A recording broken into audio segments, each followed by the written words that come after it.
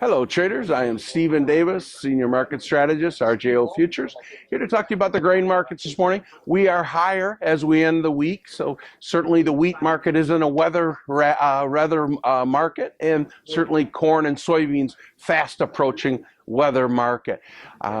Corn is being undersold in the world markets from Ukraine and Brazil. So looking back the last 5-10 years, this big agricultural boom, export boom markets that we've had was led by a lower dollar. That is in the rear view mirror now. This strong dollar is enticing our competitors around the world to sell their grain at a lower price than we can. So something to certainly keep an eye on. Corn, low prices is the cure for low prices. What I mean by that is maybe we have a big acreage surprise here on corn, lower corn acres than anyone talked about. After all, corn is the most expensive crop to put in the ground.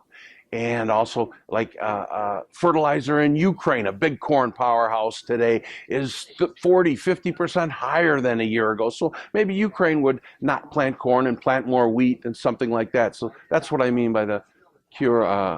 Low prices is the cure for low prices in the corn market.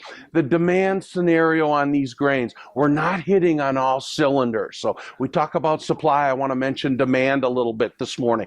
Three things are holding us back: livestock profitability. Number two is the sharp drop in crude oil prices, which affects your ethanol profitability. And number three, the competition from around the world. This sharply higher dollar really enticing our competitors selling grain around the world.